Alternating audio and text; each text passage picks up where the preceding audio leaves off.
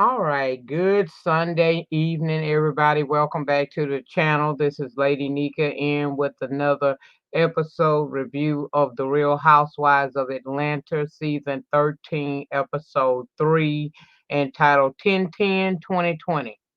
Now, to me, this episode felt very filler like. It didn't really give me much. So, this won't be a long one. I'm going to run through it and then we out of here, right? It's been 165 days after Breonna Taylor's death, and Portia is back out there protesting again. She says she is determined to see justice in this case. She said when she got to the bridge watching and she saw the police in riot gear, it reminded her of what her grandfather must have endured. You know, some even compared it to Selma, okay? She was arrested again, and since it was her second arrest, the cops wanted to prove something. So she was one of the last to get out this time. We also saw Riley prepping to leave for New York, and Cynthia is still preparing for her wedding day. Okay? Drew is at home with the kids preparing breakfast. Her kids are so cute. Things between her and Ralph not good. They just decided instead of to continue to argue, they will not say anything. Now, Bridle Your Tongue is the pastor that is the sermon her mother, Pastor Jeanette, is going to preach on for the services that they agreed to attend. She said it was given to her when she came home to find Drew crying. Ralph was offended by it and said that he let it be known to her basically that he didn't like him. Pastor found his way of letting her know that was disrespectful. And of course, that put Drew right in the middle of another argument, right? They decided to table the conversation and let Jeanette do her job, and hopefully everyone can benefit, from hearing that word. Now I'm gonna tell y'all that Ralph, I'm not feeling him. He creepy. It's creepy as hell to me how he seems to want to keep an eye on his wife when he decides to walk away for days without her knowing of where he went or who he is surrounding himself with. Bro got some issues and not sure why she married him, but definitely they need some form of counseling or this marriage is not going to survive. Now we see Kenya on the phone with Latoya. Actually, Latoya is actually outside. So when she come in there, Kenya tells us she adores Latoya. She enjoys her company. Kenya says she's they talk about each other bodies, how old girl got a little cute honey bun butt, and Kenya got one of them old donkey butts, okay? Then they talk about how much they are like twins. Then she mentions telling Cynthia about what Latoya had said about Drew wig, which led to some more shade. They talk about Drew wigs and how it needs to be better, and she needs to stay out the hair supply store. They ragging about her being in Hollywood so long and not being able to pick a decent wig. Latoya say, other than her badass wig, she ain't got no problem with her. Then they started taking photos of Kenya for an online dating app because Kenya talking about she ready to start moving on, even though she taking them pictures with her wedding ring on. Latoya said she gonna edit them out. Now I'm gonna tell y'all right now, we 3 episodes in, so I can let loose and let have. I don't like this Latoya bitch at this point because she is too overbearing, and you ain't, I don't feel like she been around enough to throw the type of shade that she do. You got to get acclimated with this group of women before you start saying anything. I'm not sure why Kenya likes her so much because this girl trouble. Now Kenya, I will say, because I'm Team Twirl, even when I got to read the bitch down to the ground. I'm Team Twirl. But the difference between Team Twirl and this bitch is she's messy and she's dangerous. Now, mark my words, this girl is dangerous. She trouble with the capital T, and I just don't like her. Kenya harmless. Latoya, not so much so. Mark my words, I said in episode 3 of the 13th season. Over at Candace, she got Rashad and some other chick there. Cynthia, Kenya gonna meet there and they all gonna work out because they all done picked up some weight. Okay. We see them lifting weights, weight balls, crunches. Then they decide to have a fruit break so they can talk. Cynthia talk about originally wanting 250 people at her wedding, but they are aware that they may have to modify it to adhere to the regulations set forth by the state of Georgia because of the pandemic, and how she has found this place that they may be able to still be able to use depending on what the state says, okay? And she's got to take Mike to see it to see if he's gonna be okay with it. Then they discuss prenup and Candy urges Cynthia to deal with that before you get closer to this wedding because that didn't work so well. Putting bringing this up right before my wedding with Todd, and we saw the replay on all of that. Kenya don't got no prenup, and I didn't understand that either because if you have a successful hair care line and you ain't in no debt, why would you walk into a marriage with a man without protecting your assets? It ain't nothing wrong with self-preservation, okay? So then, child, we move over there to Lauren, Portia, and Tanya. They met up to go chill with each other. They talk about needing time out since this pandemic started and how hard it has been. Portia says she and Dennis had a huge argument and she not liking who she is in the relationship. She says she immersed herself in work and being a mom, and that way she not having to deal with how broken she feels in that relationship. First of all, you're gonna have to eventually deal with that. There ain't no getting around that. If y'all not equally yoked, then y'all just need to start working on how to be effective co-parents with one another. But all that extra, I'm not gonna be submerging myself in work to keep from dealing with the fact that this man may not be who I thought he was, or maybe I outgrew him, because that happens in relationships.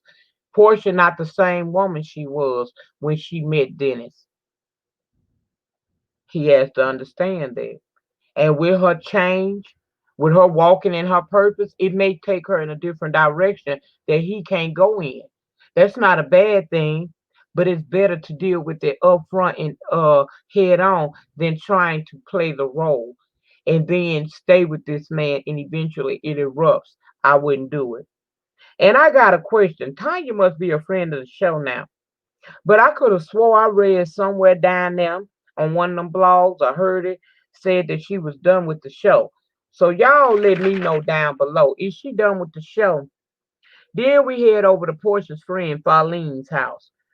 We find out Pauline got a husband named Simon. He seemed pretty alright. He has outside set up so nice for them for the ladies to have a kick it spot. I found it a little weird. He was sitting over there to the side just watching them all, but that ain't my business, child. Portia says she been under a lot and needed a breakaway for a minute.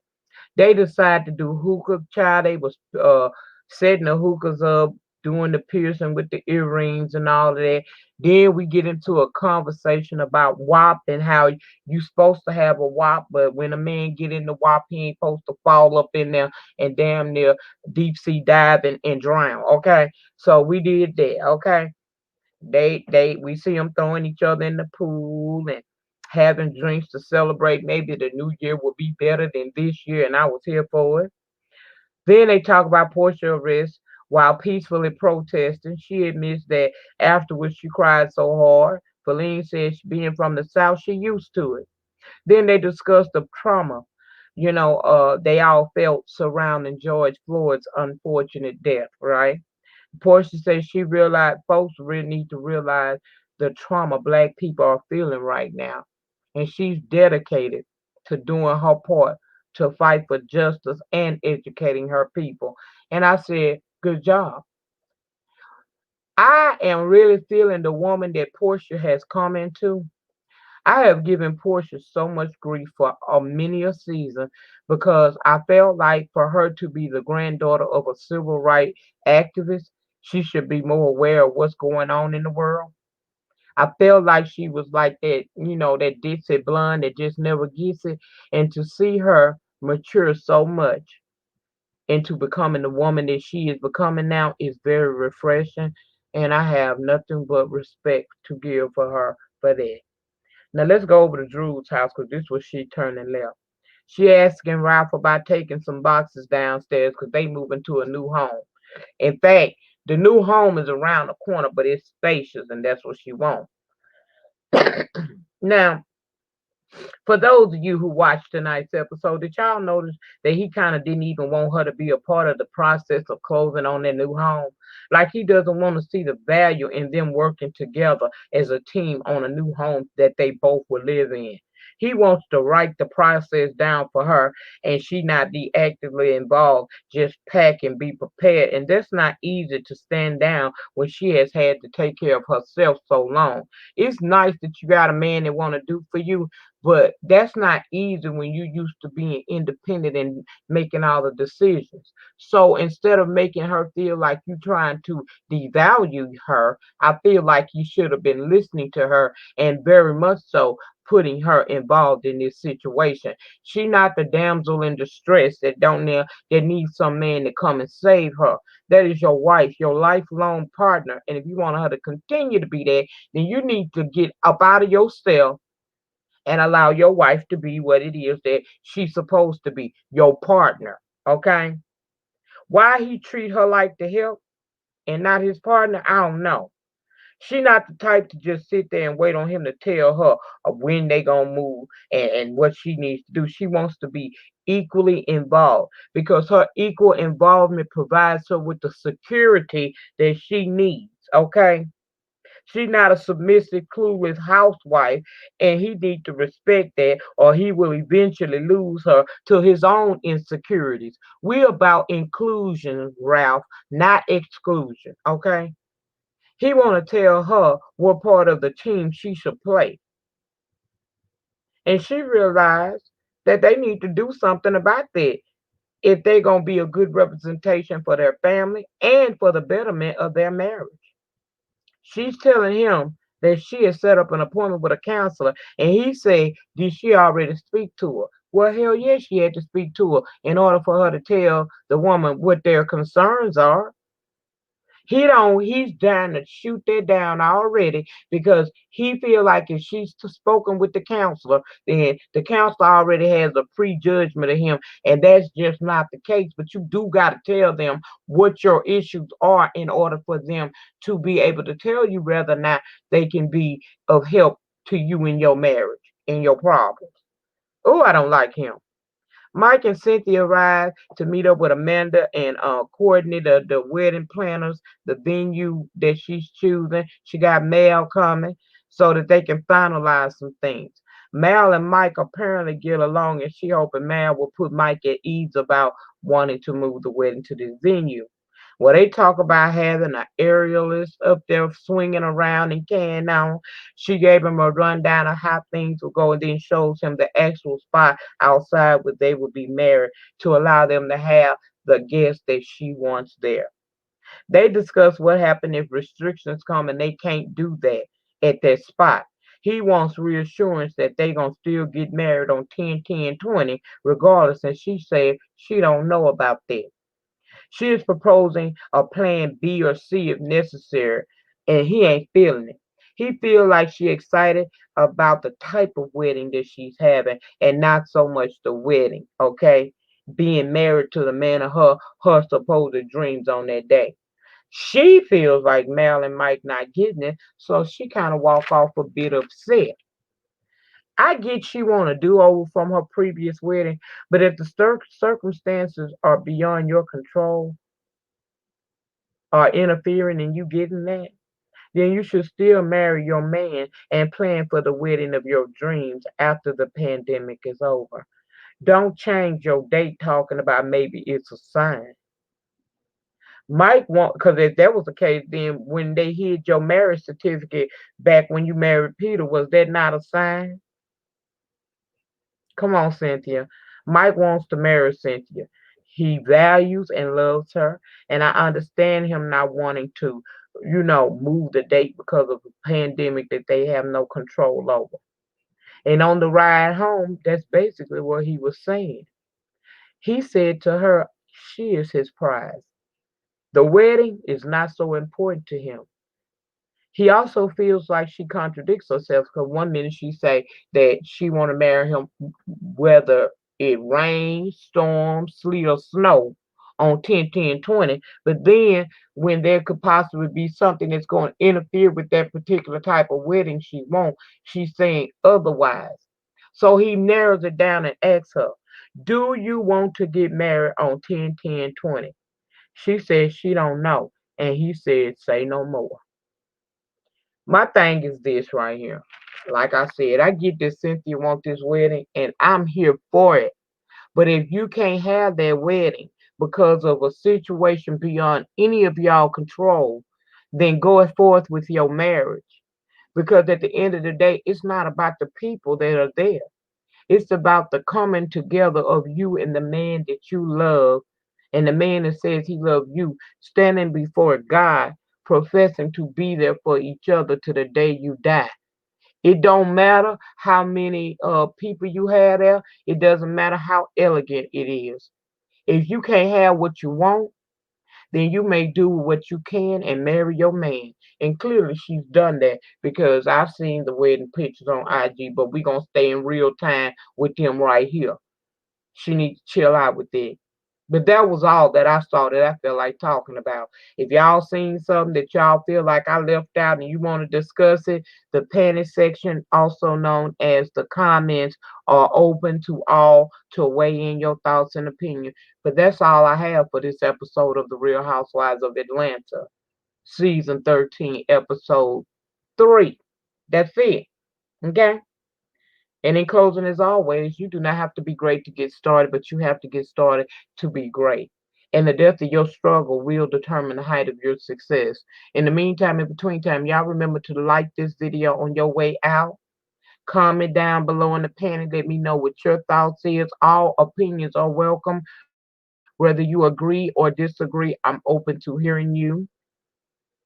If you haven't subscribed to this channel as well as my backup channel, Lady Nika Live, please make sure you subscribe to both of them.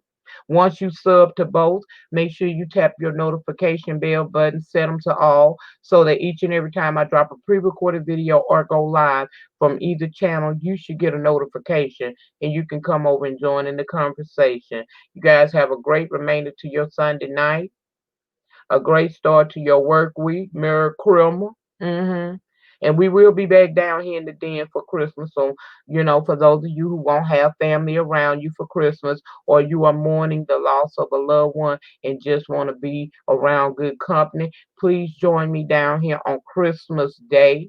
I will come live around 12 noonish. I will be dropping the link and I will be spending my Christmas afternoon with my loved things down here on the YT streets. You are loved and you are appreciated. And I don't want nobody feeling alone on the day that Jesus was born or the one that they say he was born on. Okay? That's it. I'll see y'all tomorrow. Have a good night.